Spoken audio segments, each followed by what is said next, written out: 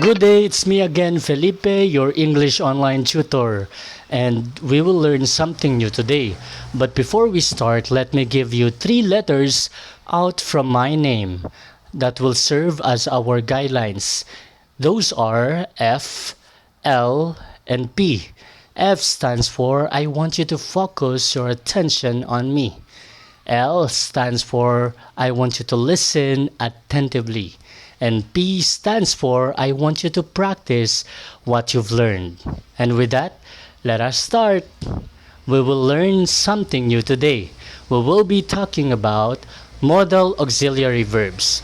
When we say modal auxiliary verbs, we are expressing either as a possibility or a necessity or an obligation. Let me show you examples. Here are the modal auxiliary verbs. We have 3 examples of modal auxiliary verbs. Namely, they are the might, may, and must. But the question is, what are their differences? When we say might, we are talking about possibility. It may or it may not happen. When we say may, we are talking about a strong possibility.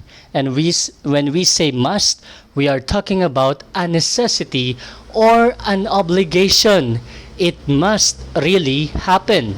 Now, to make everything clear, let me give you sample sentences.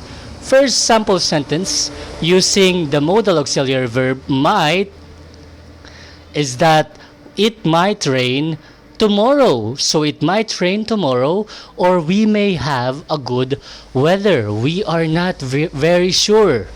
Second sample sentence for the modal auxiliary verb may is a strong possibility. We may be invited since he is your friend. So there's a strong possibility that we may be invited.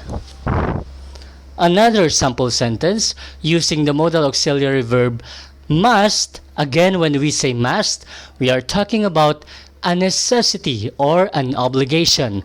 Sample sentence is that we must go to the reunion.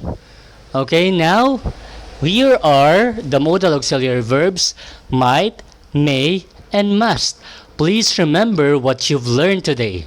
And with that, once again, my name is Felipe, your English online tutor. I want you to remember what we have talked about today. And right now, I want you to say goodbye and wave to me. Bye-bye. Thank you.